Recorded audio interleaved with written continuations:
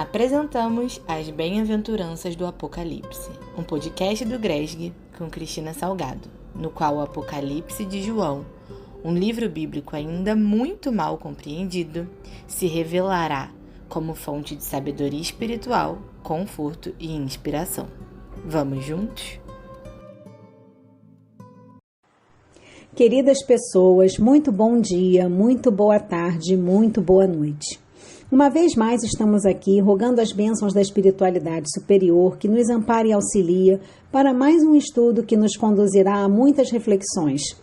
Possamos agradecer e aproveitar a oportunidade concedida a fim de que com essas reflexões alcancemos o nosso melhoramento e a preparação para nos tornarmos espíritos conscientes do nosso papel na nova era. Que assim seja. Nosso convite é para estarmos conversando nas próximas semanas sobre as bem-aventuranças do Apocalipse de João. Nossa proposta é trazer reflexão e esclarecimento acerca desse livro tão temido por muitos por conter as profecias do fim do mundo e, ao contrário das bem-aventuranças do Evangelho de Mateus, estudadas por nós há pouco tempo, tão pouco comentadas e estudadas. Para compor o nosso trabalho, estaremos nos baseando em conteúdos de sites espíritas e de outras denominações religiosas, sempre que o conteúdo for informativo e esclarecedor. Livros, revistas e publicações espíritas e não espíritas. Vamos juntos? Começaremos então com a introdução às 7 bem-aventuranças do Apocalipse. Sempre que falamos do Apocalipse, entendemos tratar-se da destruição do mundo e da humanidade através de terríveis catástrofes, desastres e cataclismas. O fato é que para quem cresceu em uma cultura cristã, ouvindo temas como a volta de Jesus e o julgamento dos vivos e dos mortos, finalizando os tempos da Terra, o assunto é tão controverso que nem todos acreditam que o Apocalipse virá ou como virá.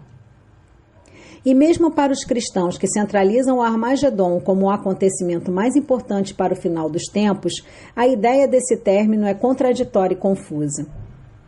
A confusão começa com a própria interpretação da palavra Apocalipse, e aqui podemos esclarecer o primeiro ponto importante do nosso estudo. Apocalipse significa revelação e não fim do mundo. No mesmo entendimento do judaísmo e do cristianismo, Apocalipse é a revelação divina de coisas que até então permaneciam secretas a um profeta escolhido por Deus. Portanto, os relatos escritos nessas revelações passaram a ser designados de Apocalipse e, por conta das traduções feitas, o termo ficou conhecido pelo senso comum como sinônimo de final dos tempos. O segundo esclarecimento, e não menos importante, trata do fim dos tempos. O que seria? De forma simples e sem rodeios, significa o fim da vida terrestre como é atualmente conhecida. Esse final varia de acordo com a doutrina cristã que a explique. Poderia ser, por exemplo, através de eventos como o Armagedon, onde haveria uma luta final entre Deus, os pecadores terrestres e o diabo. Temos também o arrebatamento da igreja, não sendo isso aceito pelos católicos, que creem na segunda vinda de Jesus. A interpretação feita por protestantes e alguns católicos é dividida em 3 grupos: preterista, as revelações ocorrem no passado; historicista, a ocorrência das revelações se dá com o passar da história; e futurista, as revelações ocorrerão no futuro. A literatura apocalíptica tem uma importância considerável na história da tradição judaico-cristã islâmica, ao veicular crenças como a ressurreição dos mortos, o dia do juízo final, o céu, o inferno e outras que são ali referidas de forma mais ou menos explícita. A doutrina espírita esclarece alguns conceitos sobre o Apocalipse. Emmanuel relatou, por meio da psicografia de Chico Xavier, que o fim do mundo será um fato marcante que fará a Terra passar de um mundo de provas e expiações para um mundo de regeneração. Também faz referência ao término do ciclo evolutivo dos planetas, o que chamamos de final dos tempos. A atual passagem do planeta Terra de um mundo de provas e expiações para um mundo regenerador se enquadra nesse cenário. Em A Gênese e o Livro dos Espíritos, Allan Kardec nos conta que os mundos possuem uma gradação evolutiva, iniciando sua caminhada nos primeiros estágios, chamados de mundos primitivos, e concluindo ao atingir o estágio evolutivo de mundos celestes. O nosso planeta, portanto, se encontra apenas na segunda fase dessa escala e já passou e passará por muitas transformações que estão previstas nas profecias do Apocalipse. Então, para entendermos, Apocalipse é o último livro do Novo Testamento que contém um conjunto de revelações ditadas por Jesus, através do seu anjo, ao apóstolo João, chamado por muitas traduções como Apocalipse de João, sendo, na verdade, Apocalipse de Jesus.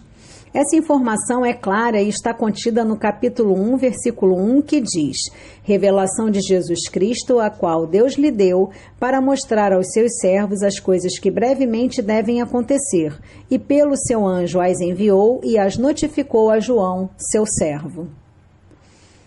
Quem foi João? João Evangelista foi um dos 12 apóstolos de Jesus, o mais jovem deles. Junto com seu irmão Tiago, foi convidado a seguir Jesus em suas peregrinações. É o autor do quarto e último evangelho canônico pertencente ao Novo Testamento, conhecido como o Evangelho de João.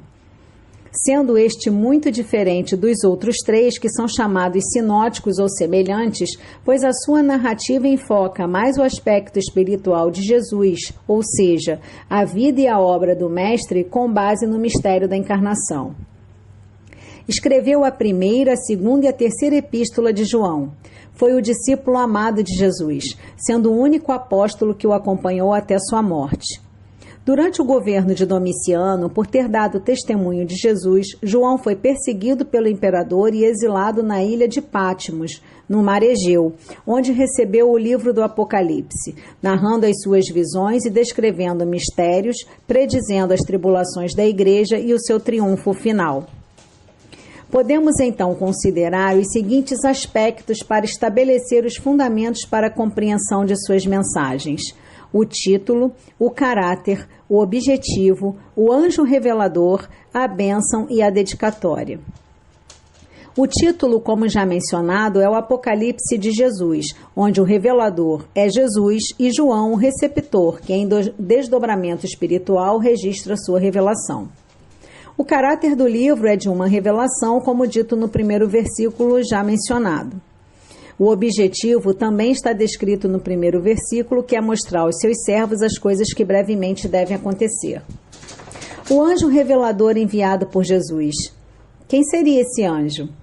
A tradição judaico-cristã fala em 7 anjos ou arcanjos famosos que compõem a corte celestial, dos quais os mais conhecidos são Miguel, Gabriel e Rafael.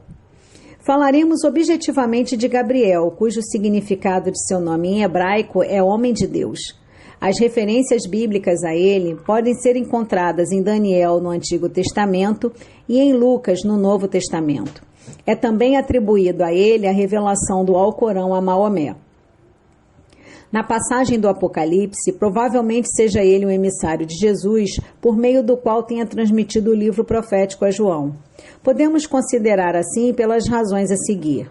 Primeiro, no Velho Testamento foi Gabriel que recebeu a ordem superior de dar conhecimento ao profeta Daniel o sentido da visão que ele teve às margens do rio Ulai, na cidade de Uslã. Segundo, foi ele quem recebeu a ordem para descer até Daniel, enquanto este orava para explicar-lhe a profecia das 70 semanas. Terceiro, no Novo Testamento, ele foi enviado ao sacerdote Zacarias para anunciar o nascimento de João Batista, precursor de Jesus. Quarto, foi ele, finalmente, o anjo enviado à Virgem Maria em Nazaré para anunciar o nascimento de Jesus. Dessa forma, a dedução e a análise de textos bíblicos nos fazem crer e apontar para que seja ele o anjo revelador. E também podemos crer que seja ele, uma vez que estudos doutrinários apontaram ser João a reencarnação de Daniel. Então, nada mais lógico ser ele o anjo revelador para esse mesmo espírito, considerando que o livro de Daniel, também profético, poderia ser a introdução do livro do Apocalipse. O livro de Daniel também contém muitas profecias e símbolos escritos em tempos anteriores que se cumpriram ou se renovaram nos relatos do livro do Apocalipse. A bênção do livro está dirigida àqueles que leem e àqueles que ouvem as palavras da profecia e guardam as coisas nelas escritas, pois o tempo está próximo. Finalmente, a dedicatória. O livro é dedicado às 7 igrejas da Ásia: Éfeso, Esmirna, Pérgamo, Tiatira, Sardes, Filadélfia e Laodiceia. Como o número 7 se repete muitas vezes no Apocalipse, sugerindo completude e perfeição, podemos crer que as 7 igrejas simbolizam todos os povos da terra, a quem a mensagem de Jesus, sem distinção, é universalmente dirigida. Para entendermos o caráter dessa revelação, podemos considerar também que Jesus tenha tido 2 missões. A primeira, como ele mesmo disse, era cumprir a lei. E como ele fez isso? Pessoalmente, através dos seus ensinamentos em suas peregrinações registrados pelos seus apóstolos. O Evangelho é um esclarecimento de luz e amor, de onde tiramos o conceito que temos de Deus como um Pai punitivo e passamos a recebê-lo como um Pai amoroso e justo. Se assim é, fica claro para todos nós que Deus não se vinga e, portanto, as revelações do livro do Apocalipse, que podem ser consideradas a segunda missão de Jesus, já estando ele ascendido, não devem ser interpretadas à luz do medo, destruição e punição. Para que possamos, então, ter essa compreensão das reflexões que faremos nas próximas semanas, é interessante interiorizarmos 3 conceitos importantes sobre a consciência humana que nos foram trazidos por Pascal em espírito e publicadas na Revista Espírita de maio de 1865. Pascal nos diz que o espírito humano move-se e agita-se sob a influência de 3 causas, que são a reflexão, a inspiração e a revelação. A reflexão é a riqueza de nossas lembranças que agitamos voluntariamente. Nela encontramos o que nos é rigorosamente útil para satisfazer as necessidades de uma posição estacionária. A inspiração é a influência dos espíritos extraterrestres, que se misturam mais ou menos às nossas próprias reflexões para nos compelir ao progresso. A revelação é a mais elevada das forças que agitam o espírito do homem, porque vem de Deus e só se manifesta por sua vontade expressa. Ela é rara e dada ordinariamente como recompensa à fé sincera ao coração devotado. Com essas considerações ficamos por aqui. Coração aquecido e feliz. Está ratificado o convite para seguirmos juntos nas importantes reflexões sobre as 7 bem-aventuranças do Apocalipse de Jesus, ou como conhecemos, Apocalipse de João. Até a próxima semana com a primeira bem-aventurança.